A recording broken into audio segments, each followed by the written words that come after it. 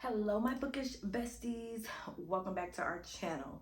So y'all, judging by the title and the thumbnail, y'all already know what we're about to get into. But before we do, I do have me kind of like a white mocha latte, and it is in my You Had Me at Thrillers coffee cup. I will link it down below because I love this cup, and then I just put one of my thick straws in it. So first of all, let's take a sip of coffee.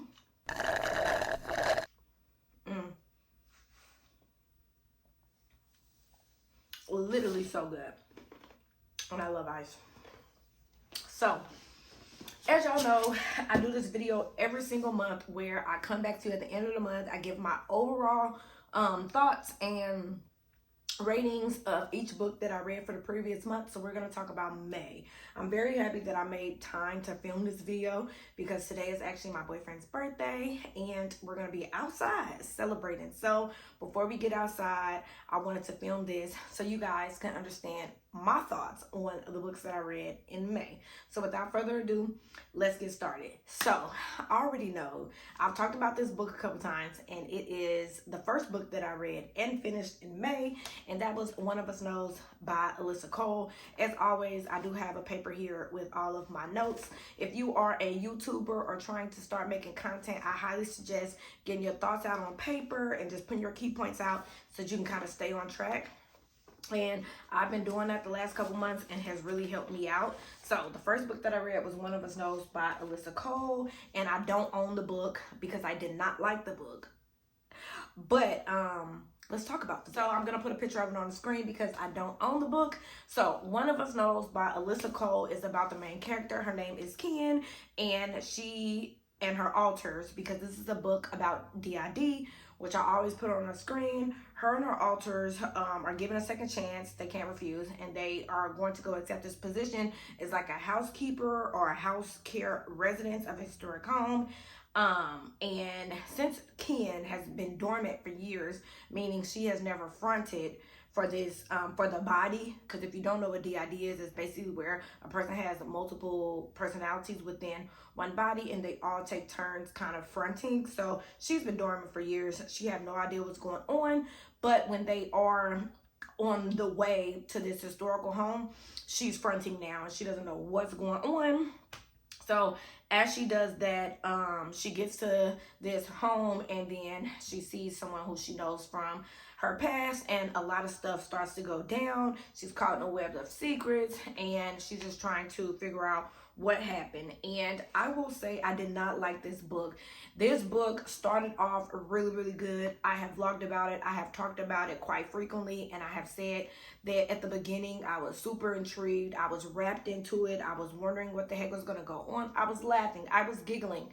Y'all, towards chapter 12, 13, I started getting lost with the different personalities fronting, the different characters. You had men, you had women, you had children. It was just a lot going on, and I felt like the book got really mucky, really muggy. I didn't understand what was going on, and I just didn't like how many personalities it was going back and forth. Like, I love a book with multiple POVs. I promise you I do. But this one just had way too many that I just couldn't keep up, and I didn't like it. I think that Alyssa Cole was trying to like really teach us about DID and make sure that we understood it, that it was heavily focused on that. And I think the story got lost. It ended up not making sense, and I ended up giving One of Us Knows by Alyssa Cole's 2 stars, which I would not even typically talk about. Like, if I'm not giving a book 3 stars or more, I typically don't even mention it.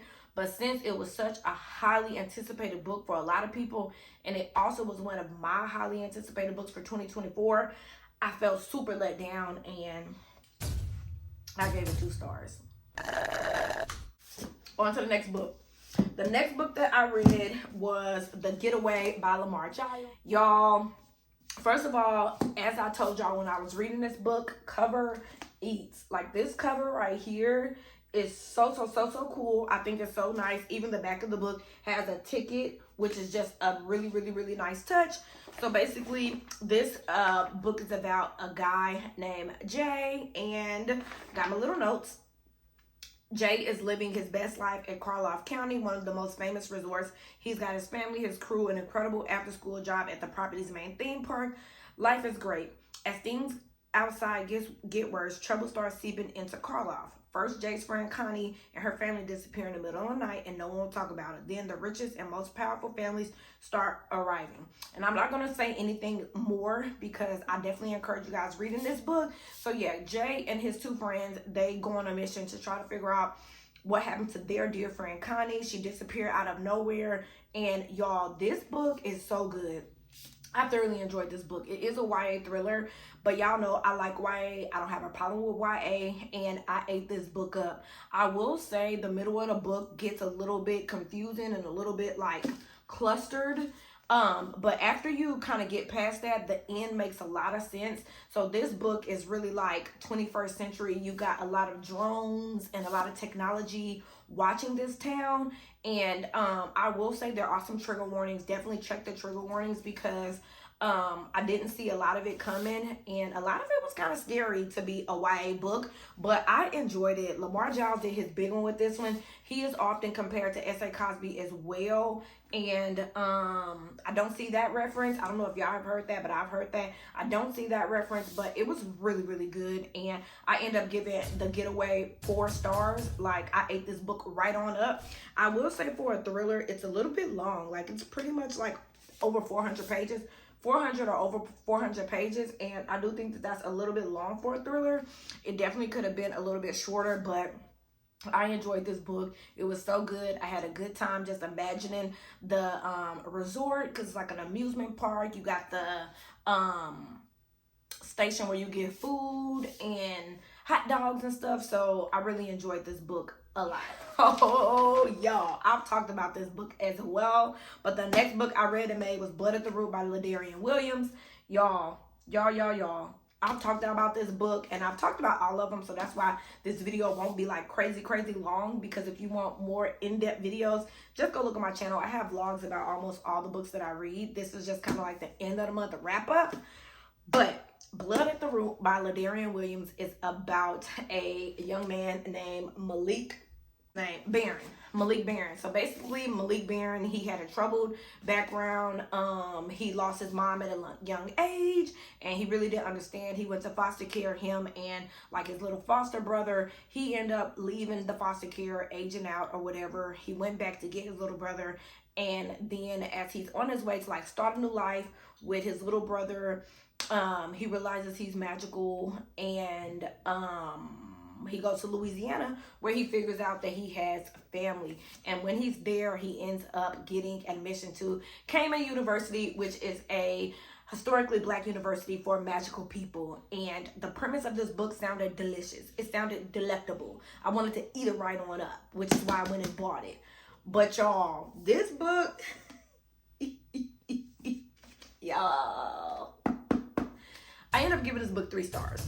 Now, I did enjoy the book. I did like the visuals, and in my mind, since how I did attend a HBCU, it was really, really, really close to HBCU culture, and I definitely enjoyed that. However, just the terminology, the Blackness, the whole woke thing, y'all, I feel like Ladarian Williams was pushing it. He was pushing it so hard to let us know and for us to agree that he was Black. I think a lot of the verbiage, the words, the no caps, the blackity, all of that was like a bit much for me. I do not think I will continue the series. I'll just have to see, because I know the next book and the next one are supposed to then start like introducing like drum lines and drum majors and the bands and everything that I'm used to from HBCU. But the premise was okay, but I just feel like, because this was the first fantasy that I attempted to read, like really focused on, and although I laughed and giggled, I just didn't get the fantasy. Like, the world building was really not there,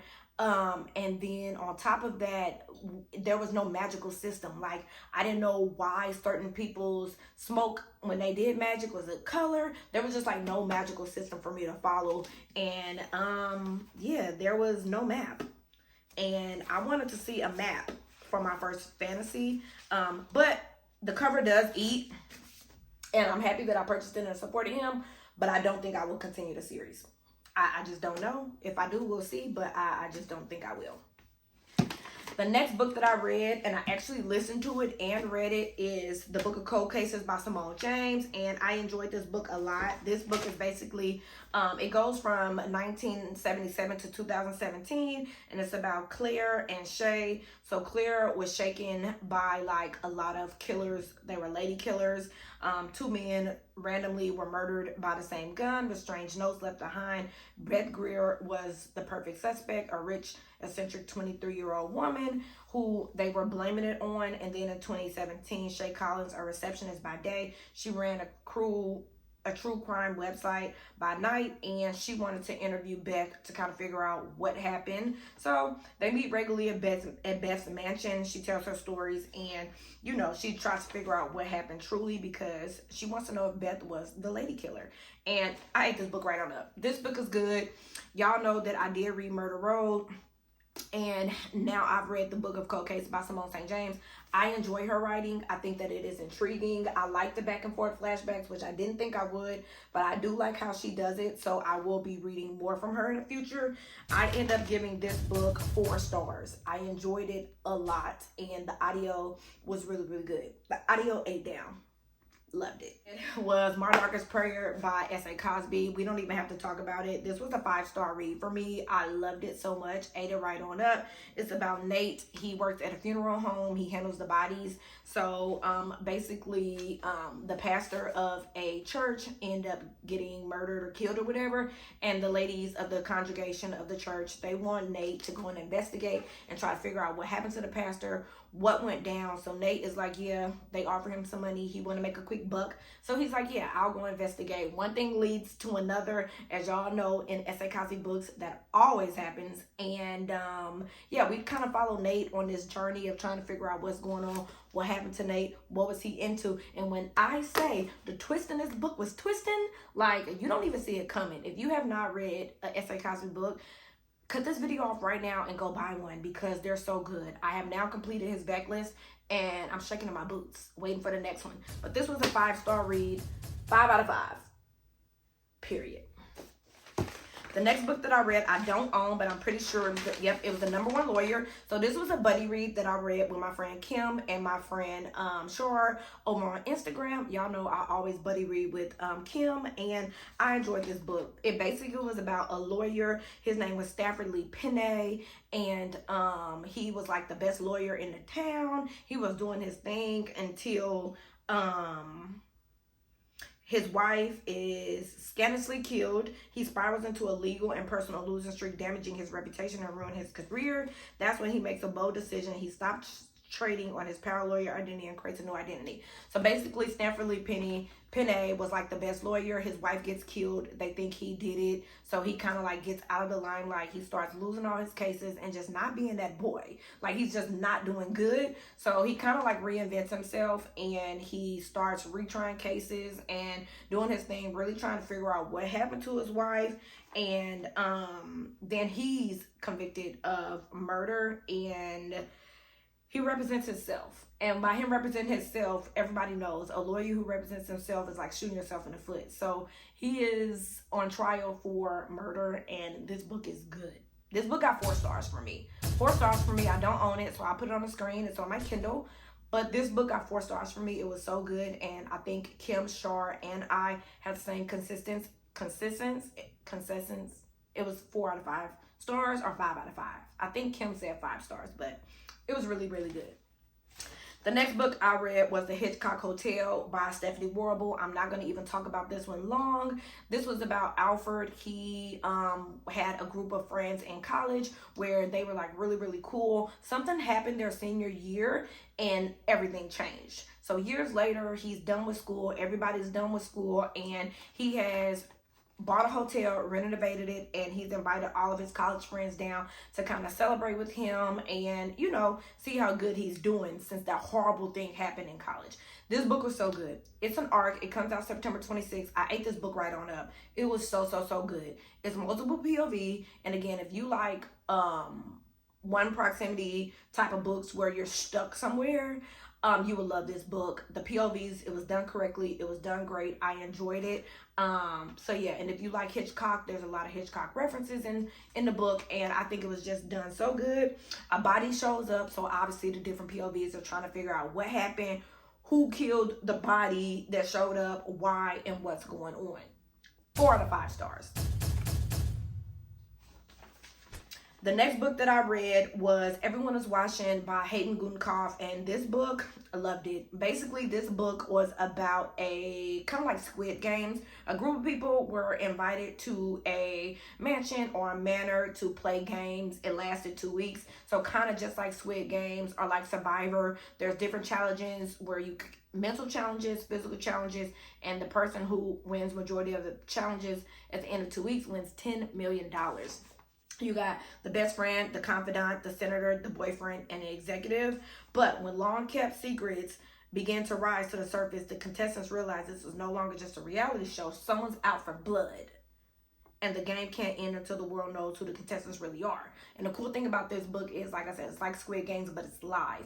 So no one knows when the show is going to come on. You just get a notification on your phone like one lucky winner is live, and you tune in. So I loved it because it had the mixed media where you had like text messages, you had like the comments from like live, like how when my videos premiere, I can see comments. So the book was dope. 4 out of 5 stars. And the last book that I did not reading again was The Silent Patient by Alex Michaelides. I got the book on Libby and I tried to read it, listen to it, and I could not do it. DNF for good. If you don't know what this book is about, it's about a woman named Alice. Her life was perfect. She had a famous painter as a husband, and she ended up stabbing him or shooting him 5 times, and then she never spoke again. So then this man, he becomes really interested in what she does. I cannot remember his name. Theo becomes really interested in trying to figure out why she killed her husband, what happened, why she won't talk again. And like I said, it's a DNF for good. I could not get through the book. I tried to read the book 5 times. I tried to listen to the audio once, so that's 6 times, and I'm just totally done. If you enjoyed The Silent Patient, I'm so happy for you, but I could not get through it, and I will not try again. It is a DNF for good. So that is all the books. So yeah, DNF, no stars. But those are all the books that I read the month of May. I'm super excited to get into to get into June. It's June now, and I'm already reading Home is Where the Bodies Are by Geneva Rose with my book club. And so far, I'm enjoying it. We'll talk about it next month. But anyway, hope you guys enjoyed this video. I love y'all, and I will see y'all in my next video. If you have read any of the books, let me know down below. Did you like them? Did you not like them? Did you DNF them? How many stars did you give them? And I will see y'all in my next video.